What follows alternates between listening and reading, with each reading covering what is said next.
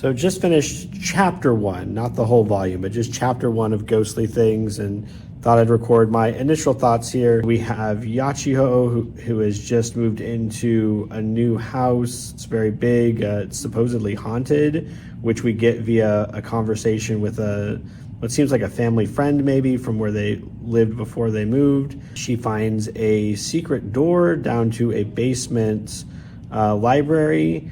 And then from there, things really start to pop off with like spirits showing up and this envoy between the spirit world and the human world coming in and giving her a lot of grief. It seems like that plot, though, is going to integrate much more directly with Yachiho's drive in the series, which seems to be either like seeing her mother who's passed away, or possibly reviving her mother who's passed away. Her interest in the spirit world and her interest in wanting to do something here directly ties in with her own personal goals. Another thing I really liked about this one is how the artist was able to jump between very silly moments and funny cute things. The cat is very cute. Some of the creatures she comes across are very cute, and then have these moments, like these big splashy pages of like just like some of the creepiest shit you've ever seen. Like how it's balancing those two things to show that both the allure of this spirit world, but also its dangers, which is something that the envoy Moro is trying to impress upon Yachio.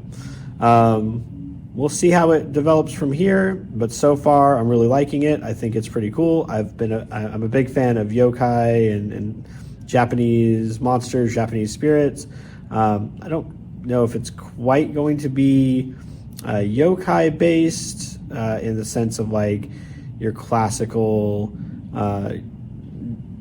monsters, but it definitely has that vibe, and I'm digging it. Final thoughts time for Ghostly Things Volume 1. So I think last I recorded, I had only read the first chapter.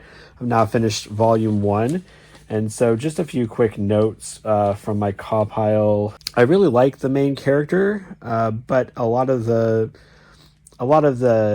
supporting cast is kind of like in for a chapter and then out. So it's fortunate that she's so likable because she's carrying a lot of the story from chapter to chapter. I find it really amusing that a lot of chapters open up with her like making a lunch and then the spirits ruin her lunch, or like she's trying to clean up and then it's like ruined because the spirits, and they're more of a nuisance for her than like a menace, despite how there are these shots that seem very threatening and seem very scary. The ghosts are never presented that way as an antagonistic force. We did have the introduction of Kamo toward the end of the chapter, and it seems like he's going to be a antagonist of sorts. He views the spirits as more just like tools, and so it's not that he's evil, just that he has a different outlook. And I do appreciate that, because I don't think it would really work to go from this chapter to chapter we're helping the spirits out to like a fighting thing or a outright and adversarial relationship. So I think that was a good way to cover or to create some tension in the story. I will say that overall, I feel like more than anything else I've read so far, this volume seems to, or this series seems to have kind of a 90s manga charm to it. For some reason, it reminds me of some of the things I read when I was back in high school. And I did really like that aspect of it. I just felt like overall it was telling a cute story.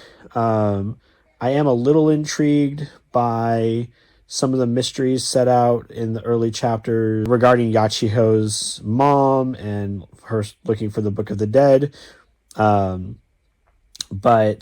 none of them grabbed me as much as I think the writer maybe intended.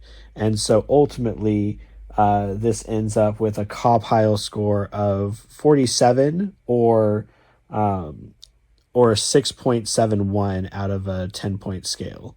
So not as high as Blood on the Tracks, not as low as Demon Slayer, but honestly, it doesn't matter. It's got to square up against The Promised Neverland, which is my next read. So I'm going to get into that, and we'll see how that goes.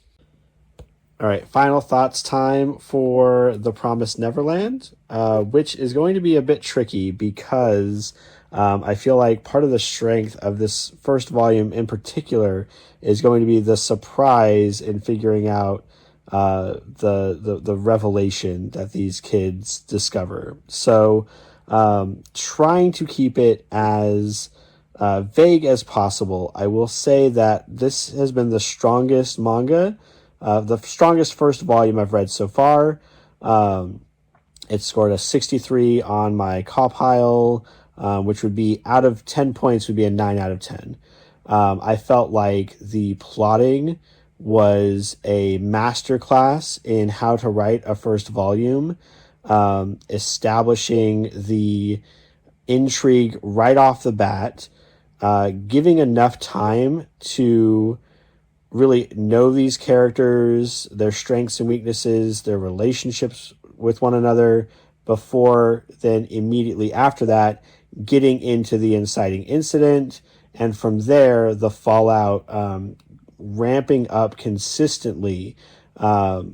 Every chapter had some new revelation about what was really going on or about what needed to be done next.